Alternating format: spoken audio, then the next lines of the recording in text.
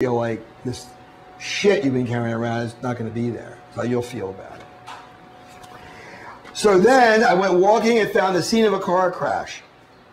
So we set it up. We have a car crash that happened the night earlier. I see reports about it in the news.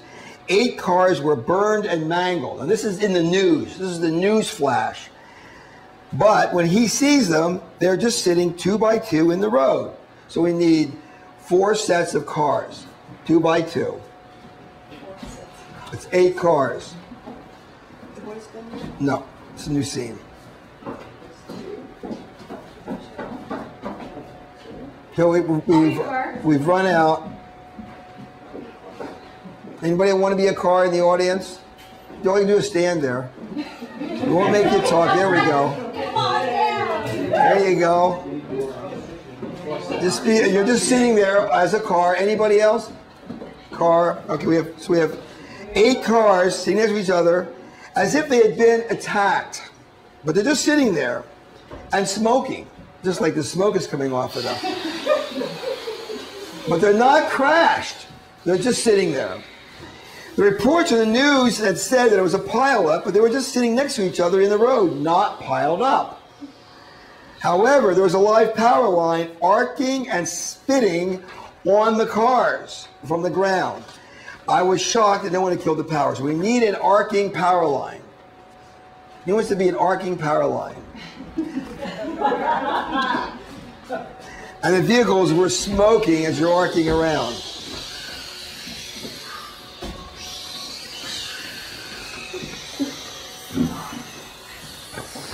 Okay, we can stop for a second. Now I'm going to explain this.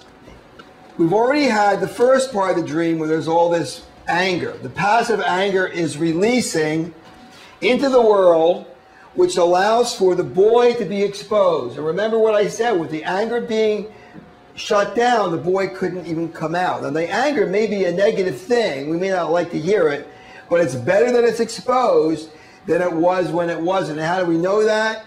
Because the boy is in the dream. If it was totally a pathogen, the boy would be in the dream. Okay?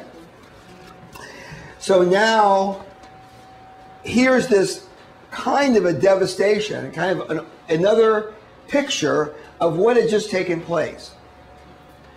The first one was where you are now, okay, emotionally, the human perspective. But now we're going into more of the archetypal point of view. That the archetype is showing you that really there's no accident. There's no wreck. I know that's hard to swallow because you just lost 12 years. But accidents that are really wounding experiences would have mangled bodies and mangled cars. They're not. So as reluctant as it is for me to sit and say that, I would say there's a certain orderliness to this. Yeah, that was the piece about the car, it's supposed to be an action where it should be just chaos and devastation. Right. They were just cars that were just sitting in the So maybe something about your marriage makes more sense than you think. And the arcing line, the arcing power line, anything to do with electricity is the divine interceding. Even if it's from man-made power line on a man-made power grid, it's still electricity. It's a form of love, but it's a very nasty form of love. It's the love that slaps you, that wakes you up because you've been living wrong. It's that kind of love. It's not a fun love. But that's the kind of love that you're getting right now, I'm sorry to say. Or I'm glad to say you're getting, this is intentional on some level. This is for your benefit. I don't know if you can feel into what I'm saying or you sense what I'm saying. Yeah, makes a ton of sense. But I don't know if you say more about the electricity. It was the feeling was that it was, it should have been shut off the night before, but I know. It existed the next day. I know. So for some reason it was there and it should have been. Right. Well, it's the same thing. The divine shouldn't be here because we don't believe in it. We don't believe in intentional will, but guess what? It's there. And we want to shut it off now, right, Jim? Well, I guarantee you the boy doesn't, because he can make his move, perhaps.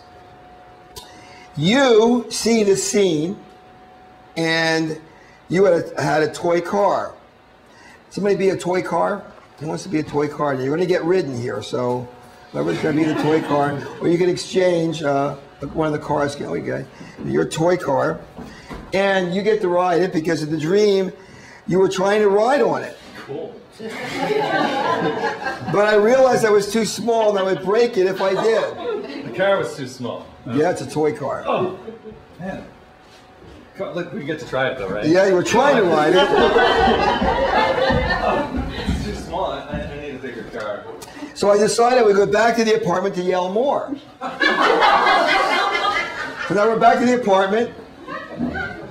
We're not done yelling.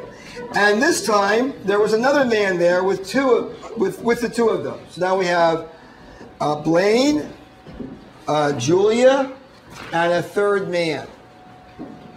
Now, you know, I love it when the third man comes up in any dream because I'm not the teacher, I'm his student. And here's the animus. And I said he was in these dreams, and there he is, the third man. So he's here. And I assumed that he was just there to help move the furniture because you don't really understand, and why would you, that there is in your dreams an archetypal guy called animus. That's what Jung called him, for want of a better word. Okay? You can call him whatever you want, but not late for dinner. He doesn't like to be late for dinner. Anyway. I assumed he was there to help it move the furniture, but I also knew that he was there in case I got out of hand. What do you mean by that? You got out and he was going to slap you down, or Just to intimidate you. Yeah, to keep you from being mad. Yeah. That is called a projection. He doesn't know why this guy is there. This guy may be there as a cheerleader. He may be encouraging him to yell. Who knows? But of course, you feel so bad because remember, he has passive anger, which means there's something that says to him he shouldn't feel it. So he projects that belief onto the man that's there, thinking that that man is there to make sure that you don't feel it. But really it's a projection of something that you're carrying within you all the time. It's a sense that you better shut up. And when you think you should shut up, and when you shut up, the boy can't talk. So right there in the dynamic of the dream, just what you thought about him shows exactly the underlying unconscious rejection of yourself and the boy. Because what really is going on here is that if we had string, I could show you. We put a string, nobody brought any, right? Called string, but never. A string from this guy, who's the animus, and the boy. They'd have a string, and the rest of it wouldn't be any other strings. This is the animus. This is Blaine. Oh, I'm sorry. String to the animus. And the boy. But you don't know that. You just think the boy's over there, well, I don't know where he is now, and this guy's there to make sure that you keep your mouth shut. That's your reality. But that's not the reality of the dream. That's not even the intention of the dream. You follow what I'm saying? I managed to get Julia a bit more upset. So despite the fact that you don't want to say anything because that man's there now, you keep it going, right? Just can't help yourself. Go ahead. What, you think because he's here I'm not going to call you on your crap? You really are. I'm not Stop being yelling nothing. at us. You think just because there's someone else here I'm not going to tell the truth? But she kept walking away and wouldn't talk to me. Yeah, go ahead, just walk away again. That's what you do, right? You just walk away. Yeah, I bet you can't settle it real quietly. How quiet were you before she left for you? How quiet were you then? Now, if every part of a dream is the dreamer, what part of Jim is Julia? Now, this is a very interesting thing because Julia just left him.